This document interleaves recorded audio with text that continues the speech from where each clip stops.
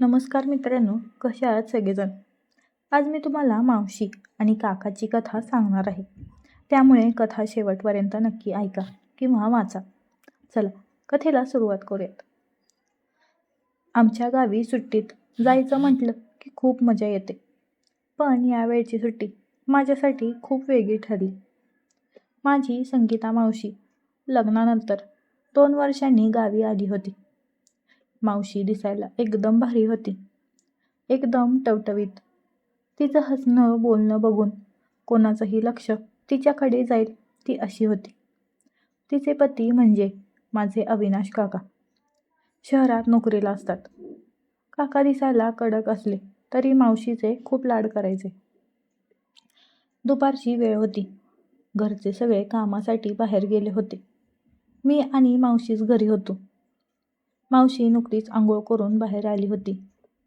ओल्या केसात आणि साडीत ती खूपच सुंदर दिसत होती. ती आरशासमोर उभी राहून स्वतःला निहारत होती. तिने हळूच डोळ्यात काजळ भरलं आणि स्वतःशीच हसू लागली. मी तिथेच उभा होतो. मला बघून ती मिश्किलपणे हसली आणि म्हणाली, "काय रे, असा काय बघतोयस? तुझ्या मावशीला नजर लावतोयस की काय?" तिचं ते बोलणं ऐकून मी थोडा लाजलो. तिच्या डोळ्यात एक वेगळीच चमक दिसली, जणू ती कोणाची तरी वाट बघत होती. संध्याकाळ झाली आणि अचानक अंगणात बाईकचा आवाज आला. बघतो तर काय, काका हजर. मावशी तर जाम खुश झाली होती. ती धावतच बाहेर गेली. काका तिला बघून हसले आणि म्हणाले, "राहवलंच नाही का तुझ्याशिवाय, म्हणून निरोप न देताच पटकन आलो."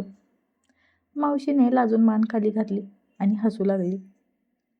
रात्री जेवणाचा बेत मस्त होता. मावशी आज खूपच नटून थटून वावरत होती.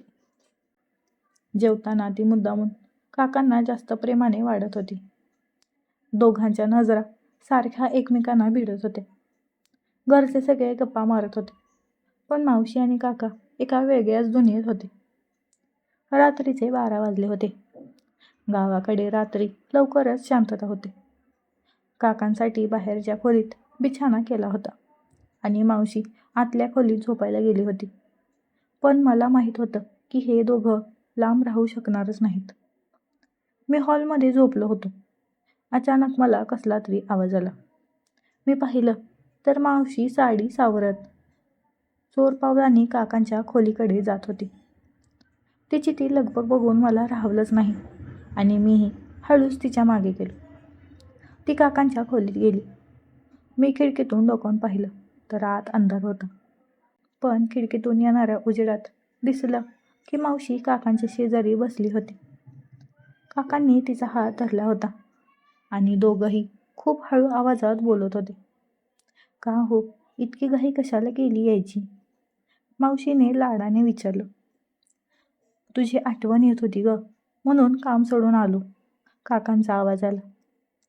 त्यानंतर खोलीत एकदम शांतता झाली. मला वाटलं आता ते झोपतील, म्हणून मी मागे फिरलो. थोड्या वेळाने मावशी बाहेर आली. तिचे केस विस्कटलेले होते आणि ती थोडी धापासुद्धा टाकत होती. ती पटकन किचनमध्ये गेली आणि पाणी प्यायली. तिला खूप तहान लागली होती. मी माझ्या जागी येऊन पडलो, पण झोप काही येईना. माझा फोन चार्ज करायचा होता आणि चार्जर मावशीकडे होता.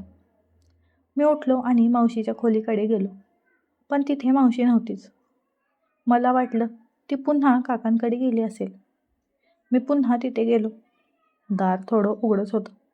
मी आत डोकावलं, पण तिथे जे दिसलं ते बघून मी थरथर कापायलाच लागलो. तिथे काका आणि मावशी नव्हतेच, तर कोणीतरी तिसरी सावली होती.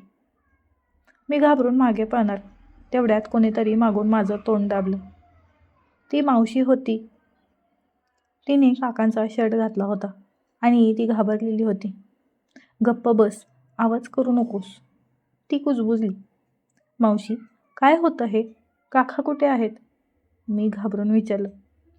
तिने खिडकीकडे बोट दाखवलं. तिथे काका एका अनोळखी माणसाशी झटापट करत आहेत. तो माणूस घरात चोरी करायला शिरला होता. काकांनी त्याला गच्च पकडून ठेवलं होतं. काही वेळातच सगळीकडे गोंधळ झाला. बाबा आणि शेजाऱ्यांनी त्या चोराला पकडलं. तो चोर गावातलाच एक माणूस होता. पण खरी गंमत पुढे होती. जेव्हा त्या चोराचा चेहरा दिसला तेव्हा मावशीचा चेहरा पांढरा पडला. काका त्या चोराला बघून म्हणाले, संगीता, हा तुझा जुना मित्र सोमनाथ आहे ना? मावशी काहीच बोलली नाही, फक्त शांत उभी राहिली. तिच्या डोळ्यात भीती होती. त्या रात्री जे काही घडलं त्यातून एक गोष्ट समजली की मावशीच्या आयुष्यात काहीतरी असं होतं जे कोणालाच ठाऊक नव्हतं. काका आणि मावशीचं प्रेम खरं होतं की यामागे काही वेगळंच रहस्य होतं, हे गुपित मात्र कोणालाच माहीत नव्हतं. संगीता मावशी त्या रात्री काकांच्या शर्टात का होती? सोमनाथ चोर म्हणून का आला होता? की त्याला मावशीने बोलवलं होतं का? हे आपण पुढच्या भागात बघूया. मित्रांनो, ह्याचा पार्ट लवकरच येईल. आपल्या चॅनलला सबस्क्राईब करून ठेवा, जेणेकरून हा पार्ट तुमच्याकडून मिस होणार नाही. भेटूया पुढच्या व्हिडिओमध्ये. तोपर्यंत धन्यवाद.